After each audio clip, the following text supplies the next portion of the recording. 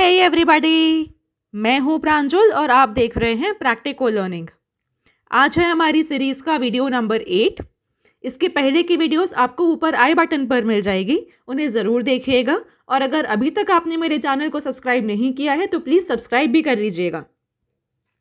आज की वीडियो में हम डिस्कस करने वाले हैं section 9 of Indian evidence act, that is fact necessary to introduce और एक्सप्लेन रेलेवेंट फैक्ट्स। हम डिस्कस करेंगे आइडेंटिफिकेशन परेड क्या होता है। ये एग्जाम पॉइंट ऑफ व्यू से बहुत इंपॉर्टेंट होती है और इसके साथ ही हम कुछ केसेस और एग्जाम्पल्स भी डिस्कस करेंगे। तो चलिए स्टार्ट करते हैं।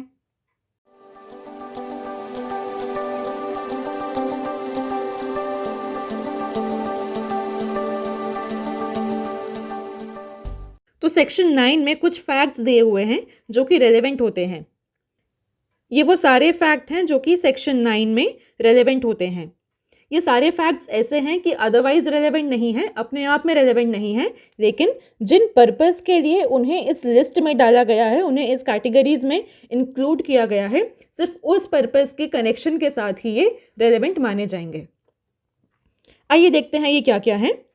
सबसे पहले वो फैक्ट्स जो कि फैक्ट इन इशू या रेलेवेंट फैक्ट को एक्सप्लेन करते हैं या फिर उन्हें इंट्रोड्यूस करते हैं, वो रेलेवेंट होते हैं। सेकेंडली, वो सारे फैक्ट्स रेलेवेंट होते हैं जो कि किसी फैक्ट इन इशू या रेलेवेंट फैक्ट से क्रिएट होने वाले इन्फरेंस को या तो सपोर्ट करते हैं या रिब्यूट करते हैं, वो भी रेलेवेंट होते हैं। नेक्स्ट आते हैं वो वाले सारे फैक्ट जो कि किसी थिंग या फिर किसी पर्सन की आइडेंटिटी को स्टैब्लिश करते हैं, और इसे ही हम कहते हैं टेस्ट आइडेंटिफिकेशन परेड, जो कि बहुत इंपॉर्टेंट है। ये सभी एग्जाम्स में पूछी जाती है, फिर चाहे वो जुडिशरी हो या फिर सेमेस्टर एग्जाम्स हो, कोई से भी कॉम्पिटिटिव एग्जाम हो, आइडेंटिफिकेशन परेड बहुत इंपॉर्टेंट है। नेक्स्ट आते हैं वो वाले फैक्ट जो फैक्ट इन इशू या फिर रेलेवेंट फैक्ट की हैपनिंग को लेके, उनके होने के टाइम या फिर प्लेस को फिक्स करते हैं, उनसे रिलेटेड होते हैं कि ये पर्टिकुलर इंसिडेंट किस टाइम पे या फिर किस प्लेस पे हुआ था। तो जो फैक्ट ये चीज़ फिक्स करते हैं वो भी रेलेवेंट होते हैं।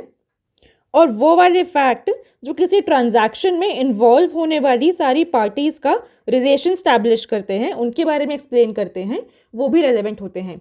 तो सेक्शन 9 में ऐसे फैक्ट्स रेलेवेंट होते हैं जो कि इन कैटेगरीज के अकॉर्डिंग नेसेसरी माने गए हैं, और ये फैक्ट अपने आप में रेलेवेंट या इंपॉर्टेंट नहीं है, लेकिन फैक्ट इन इशू या फिर रेलेवेंट फैक्ट से कनेक्टेड होने की वजह से ये भी रेलेवेंट हो जाते हैं। इन सारे फैक्ट्स को एक एक करके समझते हैं कि ये एक्चुअली होते क्या हैं।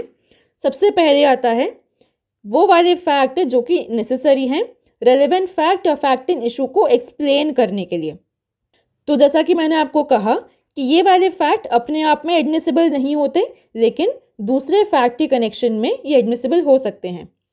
फॉर एग्जाम्पल, ए के ऊपर ट्रायल चल रहा है कि उसने बी का अबडक्शन किया है। बी यहाँ पे एक किड है, एक छोटा बच्चा है। अब क्या होता है कि बी अपने बड़े भाई के साथ में इन्वेस्टिगेशन के लिए जा रहे हैं और ए वहीं पे उसी एरिया में ऐसे ही आसपास घूम रहा है, और रास्ते में जाते समय बी ने ए को देख लिया और उसने रोना चालू कर दिया और अपने बड़े भैया को बताया, देखो भैया इसी ने मुझे अबडक्ट किया था। और बी के भैया ने ये बात एक कांस्टेबल को बता दी जो कि उस समय इनके साथ में था। अब इस बात के बेसिस पर सी ने, जो कि कांस्टेबल है, उसने जाके ए को अरेस्ट कर लिया। अब क्या हुआ, जैसे जैसे ट्रायल आगे बढ़ा वैसे वैसे ए ने इस बच्चे को अपने फेवर में कर लिया, उसे बहला फुसला लिया, और इस वजह से बी ने इस ए के अगेंस्ट में कोई भी टेस्टिमनी नहीं दी, कोई भी स्टेटमेंट नहीं दिया, उसने कुछ भी नहीं कहा जो कि ए के अगेंस्ट में जा सकता है, क्योंकि वो तो छोटा किड है, एक बच्चा है, उसे मैनिपुलेट करना बहुत ही आसान है। इसलिए बी के भाई का स्टेटमेंट भी लिया गया। अब बी के ब्रदर ने पूरी बात एक्सप्लेन कर दी कि ए को देखने के बाद ही बी रोने लगा। तो ये जो बी का स्टेटमेंट है ये जस्टिफाई करता है कि किन सर्कमस्टांसेस में ए को अरेस्ट किया गया था। ये ए के अरेस्ट को एक्सप्लेन करता है, इसलिए यहाँ पे जो बी के ब्रदर का स्टेटमेंट है वो भी रेलेवेंट होगा। और ये केस है नूर मोहम्मद वर्सेस एम्परर 1944 का। अगर कुछ भी डाउट्स हो तो आप कमेंट करके पूछ सकते हैं। नेक्स्ट आते हैं वो वाले फैक्ट जो कि किसी फैक्ट इन इशू या रेलेवेंट फैक्ट को इंट्रोड्यूस करते हैं। तो इंट्रोडक्शन क्या होता है? इंट्रोडक्शन ट्रांजैक्शन की नेचर को समझने में बहुत ज़्यादा हेल्प करता है। इंट्रोडक्शन यानी कि पूरे केस में या फिर एक पूरी घटना में क्या क्या हुआ उसका एक शॉर्ट में समरी होता है। अब ऐसा कहीं भी नहीं होता, बिना इंट्रोडक्शन दिए आप डायरेक्टली मेन फैक्ट पे आ जाते हो। तो कोर्ट में जजेस ऐसा नहीं करते कि सीधे सीधे सीधे सिंपल फैक्ट पे आ जाएं। वो थोड़ा सा केस का इंट्रोडक्शन लेते हैं कि उसमें कौन कौन पार्टीज थी, उनके क्या क्या नाम थे। तो इससे उनको हेल्प मिलती है पूरे ट्रांजैक्शन के नेचर को समझने के लिए। तो जो फैक्ट्स किसी फैक्ट इन इशू या फिर रेलेवेंट फैक्ट्स के इंट्रोडक्शन के लिए होते हैं। नेक्स्ट कैटेगरी आती है वो फैक्ट की जो कि किसी फैक्ट इन इशू या रेलेवेंट फैक्ट से होने वाले इन्फरेंस को सपोर्ट करते हैं या फिर रिब्यूट करते हैं। तो यहाँ पे यही है कि वो सारे फैक्ट रेलेवेंट होंगे जो कि किसी फैक्ट इन इशू या रेलेवेंट फैक्ट से होने वाले इन्फरेंस को सपोर्ट करते हैं या फिर कॉन्ट्राडिक्ट या रिब्यूट करते हैं। एग्जाम्पल देखते हैं एक। यहाँ पे ट्रायल चल रहा है ए का कि उसने बी को रॉब किया है, उसको लूटा है और उसको धमकाया भी है। अब क्या होता है कि जिस रात को उसने बी को धमकाया और उसको लूटा है उसी रात को उसने सी के साथ भी यही करने की कोशिश की थी। तो यहाँ पे ए ने सी के साथ में क्या किया वो तो इशू में नहीं है।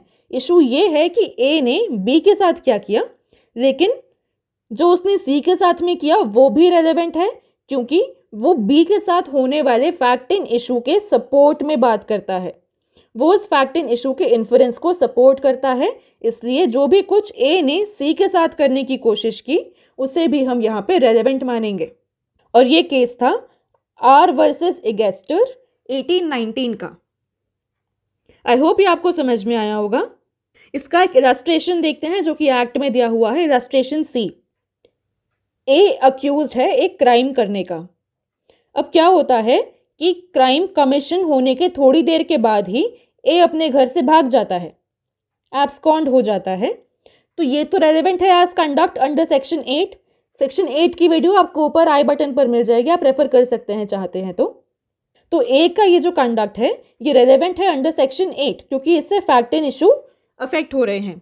लेकिन ऐसा भी हो सकता है कि जिस समय ए ने अपना घर छोड़ा उस समय उसके पास कोई सडन और अर्जेंट बिजनेस आ गया हो सकता है उसे कुछ ज़रूरी काम आ गया हो और उस काम को करने के लिए वो अपने घर से उस पर्टिकुलर प्लेस पे गया हो। तो क्योंकि ये सडन और अर्जेंट बिजनेस एक एक्सप्लेनेशन दे रहा है कि ए ने सडनली अपना घर क्यों छोड़ दिया, क्योंकि उसका एब्सकॉन्ड होना सीधा सीधा ये इन्फ्रेंस दे रहा है कि उसने क्राइम तो किया है क्योंकि वो सेक्शन 8 में रेलेवेंट है।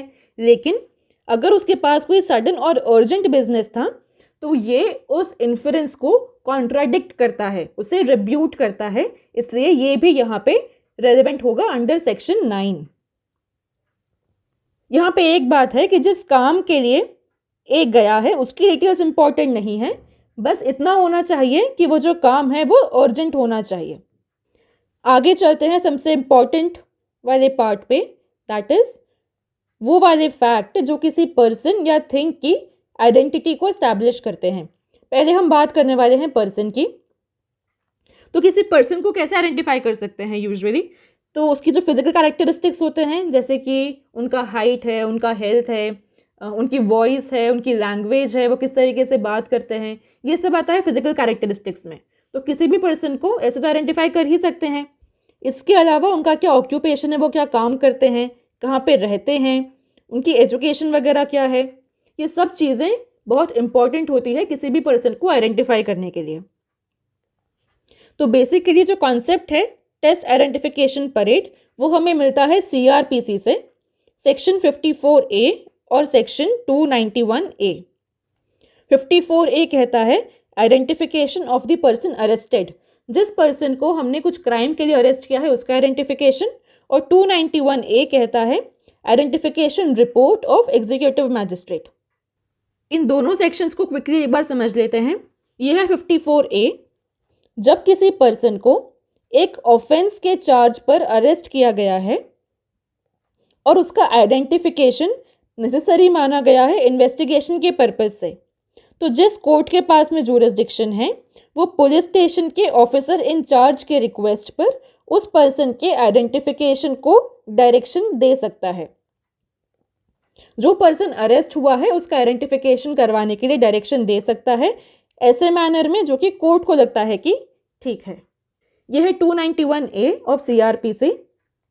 ये सेक्शन बात करता है कि अगर कोई डॉक्यूमेंट है जो कि एक आइडेंटिफिकेशन रिपोर्ट है ऑफ एन एग्जीक्यूटिव मैजिस्ट्रेट, और यह रिपोर्ट हो सकती है किसी पर्सन या फिर किसी प्रॉपर्टी के लिए, यानी कि पर्सन और थिंग दोनों के लिए हो सकती है, तो उस रिपोर्ट को एविडेंस में यूज कर सकते हैं किसी भी इंक्वायरी, ट्रायल या फिर अदर प्रोसीडिंग में, लेकिन वो जो मैजिस्ट्रेट है उसे विटनेस नहीं माना जाएगा।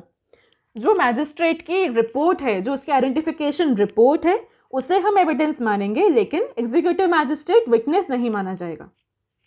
ये लिखा है 291A में। जुडिशरी में ये क्वेश्चन बहुत फेवरेट है कि आइडेंटिफिकेशन रिपोर्ट कौन से सेक्शन में दी है, तो इस सेक्शन को आप ध्यान से पढ़िएगा।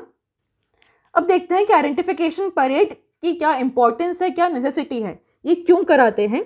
तो बेसिकली इसका जो पर्पस है वो ये है कि विटनेस की ट्रूथफुलनेस को टेस्ट किया जा सके। वेरासिटी यानी ट्रूथफुलनेस, विटनेस कितना सच बोल रहा है, कितना सच नहीं बोल रहा है, और ये भी देखना चाहते हैं कि विटनेस की क्या कैपेसिटी है कि वो किस तरीके से एक अननोन पर्सन को आइडेंटिफाई करता है।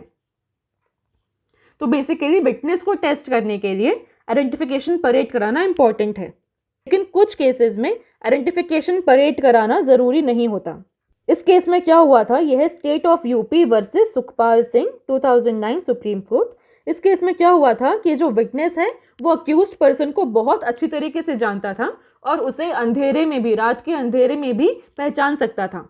तो ऐसे में कोर्ट ने कहा कि आइडेंटिफिकेशन परेड कराना ज़रूरी नहीं है। एक और केस है Lakhminder Singh versus state of Punjab 2003, ये भी सुप्रीम कोर्ट का जजमेंट है।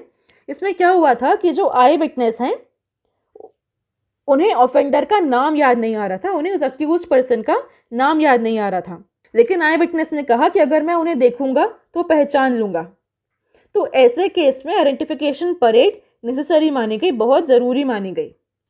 तो बेसिकली इसका पूरा क्रक्स क्या है, अगर कोर्ट को लगता है कि आइडेंटिफिकेशन परेड कराना इंपॉर्टेंट है तो कोर्ट करा सकती है।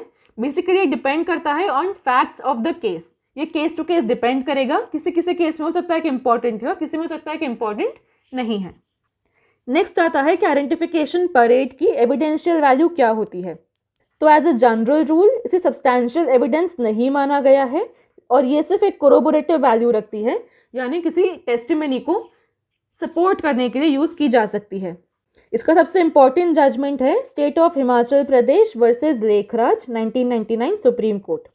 इसमें सुप्रीम कोर्ट ने कहा था कि as a general rule identification parade कराना एक प्रूडेंट का रूल है, प्रूडेंस है, एक सेफ्टी के लिए है, और ये टेस्टिमनी के कोरोबोरेशन के लिए, उसके सपोर्ट के लिए यूज़ किया जा सकता है।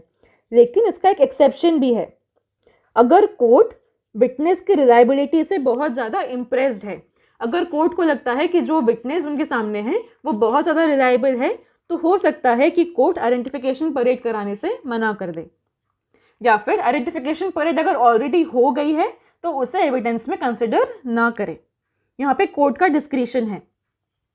ऐसा ही एक और केस में हुआ था, Hira versus state of Rajasthan 2007, और Shiv Shankar Singh versus state of Jharkhand में भी यही चीज़ थी।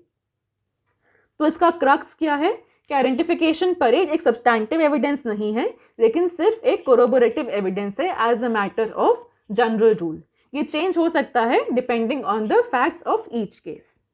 एक चीज़ ये भी सामने आती है कि अगर आइडेंटिफिकेशन परेड में डिले होता है तो क्या होता है, क्योंकि identification parade is totally based on memory of a person.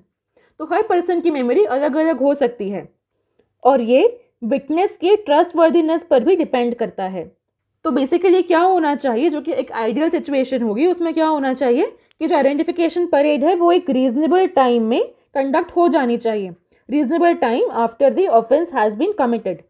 लेकिन अगर ऐसा नहीं भी होता है और आइडेंटिफिकेशन परेड अगर डिले हो जाती है तो सिचुएशन ऐसी होनी चाहिए कि वो प्रोसिक्यूशन के अगेंस्ट में ना चली जाए, इन्वेस्टिगेशन के लिए फैटल ना हो जाए। और अगर बहुत ज़्यादा डिले हो गया है कि वो इन्वेस्टिगेशन के अगेंस्ट जा रहा है या फिर प्रोसिक्यूशन के अगेंस्ट जा रहा है, तो ऐसे एविडेंस को भी, ऐसे आइडेंटिफिकेशन परेड को भी एडमिसिबल नहीं माना जाएगा। अब आता है आइडेंटिफिकेशन ऑफ थिंग्स। चीज़ों का आइडेंटिफिकेशन किस तरीके से हो सकता है? तो वो डायरेक्टली भी हो सकता है और सर्कमस्टेंशियली भी हो सकता है। यूजुअली क्या होता है, जो ऑर्डिनरी आइटम्स होते हैं जो जनरली सबके पोजेशन में या फिर सबके घरों में होते हैं, सबके पास में होते हैं, जैसे कि कुछ यूटेंसिल्स हो गए, कुछ स्टेशनरी हो गई, कुछ बेसिक चीज़ें होती हैं जो सबके घर में होती है। तो ये इन ऑर्डिनरी आइटम्स को माना गया है कि ये डिफ़िकल्ट टू आइडेंटिफाई भी हो सकते हैं। लेकिन ये भी है कि किसी किसी चीज़ में कुछ अलग से कैरेक्टरिस्टिक होता है जो ओनर को यूजुअली पता ही होता है, तो उसके बेसिस पे हम डिफ्रेंशिएट भी कर सकते हैं। ये अगेन डिपेंड करेगा ऑन केस टू केस। और अगर कोई स्पेशल आइटम है तो वो तो जो उसका ओनर है या फिर जिसने देखा है वो तो पहचान ही देगा। प्रॉब्लम तब आती है जब ऑर्डिनरी आइटम हो। अगर कोई बहुत बेशकीमती चीज़ है, जैसे कोई रेयर जेम स्टोन है या फिर कोई पर्टिकुलर पेंटिंग है या फिर कुछ ऐसे बहुत रेयर आइटम है जो सबके पास नहीं होता, तो उसे आइडेंटिफाई करना कंपैरेटिवली आसान होता है। और यहाँ पर भी जो इसकी एविडेंशियल वैल्यू है वो सब्सटैंटिव नहीं होती, सिर्फ कोरोबोरेटिव ही होती है। अब हम आगे बढ़ते हैं नेक्स्ट फैक्ट की तरफ, जो कि बताता है टाइम और प्लेस के बारे में, और फैक्ट इन इशू और रेलेवेंट फैक्ट, कि fact in issue relevant fact किस टाइम या फिर किस प्लेस पर हुआ था। तो इस फैक्ट को रेलेवेंट क्यों माना गया है? क्योंकि ये बहुत इम्पॉर्टेंट है किसी पर्सन या फिर अक्यूज्ड पर्सन की प्रेजेंस और एब्सेंस को शो करने के लिए। जिस टाइम या प्लेस पर इंसिडेंट हुआ था, उस पर्टिकुलर टाइम पे अक्यूज या फिर जो भी पर्सन उस ट्रांजैक्शन में इन्वॉल्व है वो वहाँ पे प्रेजेंट था या प्रेजेंट नहीं था, एब्सेंट था। क्योंकि अगर अक्यूज पर्सन के पास ये प्रूफ है कि जिस टाइम पे घटना हुई है उस समय वो आसपास था ही नहीं, तो उसे आप किसी भी कंडीशन में कन्विक्ट कर ही नहीं सकते हो। तो इसलिए ये वाले फैक्ट भी एक ऐसा एविडेंस होते हैं जो कि सब्सटैंटिव भी हो सकते हैं या फिर कोरोबोरेटिव भी हो सकते हैं। वो फिर से डिपेंड करता है on the fact of every case. Next category आती है वो वाले फैक्ट की जो किसी ट्रांजैक्शन में इन्वॉल्व होने वाली सारी पार्टीज के रिलेशन को एक्सप्लेन करती है, उसे शो करती है। इसके लिए एक एग्जाम्पल देखते हैं। यह है illustration E of section 9 of Indian evidence act. इसमें ए के ऊपर एक्यूजेशन है कि उसने चोरी की है, थेफ्ट का एक्यूजेशन है। और क्या हुआ है कि देखा गया कि ए ने जो स्टोलन गुड्स थी वो बी को दे दी और बी ने ए की वाइफ को दे दी, और बी ने ए की वाइफ से कहा कि उन्हें ये चीज़ें छुपा लेनी चाहिए। तो बी का जो स्टेटमेंट है वो यहाँ पे रेलेवेंट है, क्योंकि वो पूरे ट्रांजैक्शन में इन्वॉल्व होने वाली पार्टीज के रिलेशन को बता रहा है और उनका ये जो एक्ट है वो एक्सप्लेनेटरी है। तो आज की वीडियो में हमने देखा कि सेक्शन 9 के अंदर वो कौन से फैक्ट हैं जो कि रेलेवेंट माने जाते हैं, आइडेंटिफिकेशन परेड क्या होती है, और कुछ बहुत इंपॉर्टेंट केसेस और एग्जाम्पल्स भी हमने डिस्कस किए। आई होप आपको ये सारी चीज़ें क्लियर हुई होगी। अगर कुछ भी डाउट्स हैं तो आप कमेंट में पूछ सकते हैं। और अगर अभी तक आपने मेरे चैनल को सब्सक्राइब नहीं किया है तो प्लीज़ सब्सक्राइब कीजिए, क्योंकि हमारा नेक्स्ट वीडियो होने वाला है सेक्शन 10 के ऊपर, और उसे मैं बहुत ही जल्दी आपके लिए लेके आने वाली हूँ। तो बने रहिए मेरे साथ, अपना ध्यान रखिए। मिलते हैं अगले वीडियो में। Bye bye.